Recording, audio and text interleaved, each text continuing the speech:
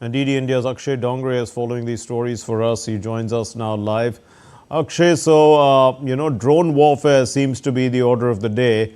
How do Israel's adversaries fare in terms of drone warfare? Well, if we talk about drones, Mark, then perhaps Israel is the most advanced country in the world.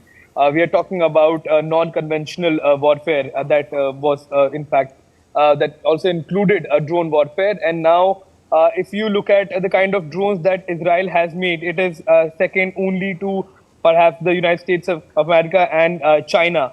And in fact, it can compete with China as well when it comes to quality over quantity. So you look at Heron drones or other kind of UAVs that Israel has made. In fact, India also is importing drones from the United States of America, but they are almost identical to the drones that we also use that are of the Israeli origin. And in fact, the Made in India drone that we have also built this time around in Hyderabad, they also have a lot of technologies that have come from Israel. This is an attack, perhaps a provocation, or it can also be part of sort of a psychological warfare that we're looking at, Mark, because this strike directly at the residence of the Prime Minister of Israel has proven that if Hezbollah wants, they also have the capability of targeting high-value areas of Israel, especially when it comes to the personal residences or official residences that involve the government officials, especially at the top level, also at the military level as well.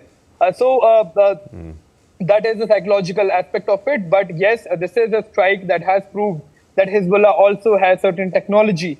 There were also speculations that Hezbollah is trying to procure more Russian tech when it comes to drone warfare, or from Turkey, that also has some of the most advanced drones in the world. When you look at the kind of drones that they have been building, they have also been used in the Russia-Ukraine war.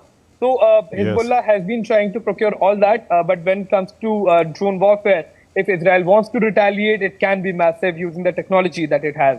Indeed, you say it's psychological, Akshay, but there seems to be a clear escalation in the grade of weapons being used in this particular conflict. Is there growing pressure, to work out some ceasefires soon by all parties concerned? Because, if it continues to rise up the escalation ladder, then it's just mutual assured destruction.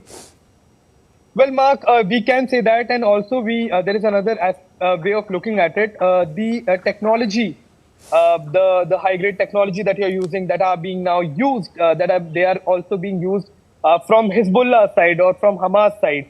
Israel always has been using quite high technology when it comes to fighter aircraft. They have used F-35s to strike areas. We have recently seen the USA use one of the world's best aircraft ever built. That is the B-2 Spirit bomber aircraft that it used against the Houthi targets in Yemen. When it comes to the cyber tech, then we have seen pager attacks. They have been one of the most sophisticated attacks. We have seen walkie-talkie attacks. We have seen other kind of bombing that Israel has been doing. They have been doing with the best technology that they have. But now it is, in fact, a retaliatory strike that is using better technology that they are procuring. That is naturally because earlier Israel was fighting Hamas. Now they are fighting Hezbollah. That has support from directly Iran and Lebanon as well. So we are looking at better or more advanced adversaries for Israel, because Israel has always been using the best technology that is available. Right. There was a feeling that, the war was coming to an end after Sinwar's death, because even Netanyahu said that it's like the day after Hamas, but the first day after. But the point is that clearly Hezbollah is not, doesn't seem to be, down as yet. And we don't know much about what's going to happen with Hamas.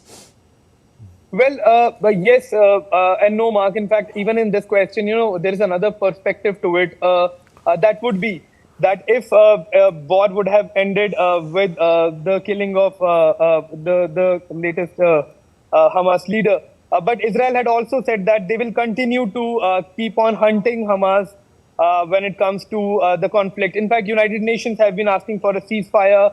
Other countries have been asking for ceasefire. In fact, the US has also made appeals, but it is also Israel that is retaliating to the provocation by Hamas. Both of the parties do not want the conflict to end, it seems, perhaps because both of them have their own ulterior motives. When it comes to Israel, it probably wants to, completely wipe off Hamas from the region, or Hezbollah from southern Lebanon.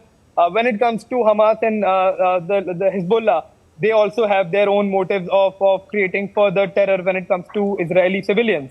That has always been one of the key messaging that Hamas wanted to give.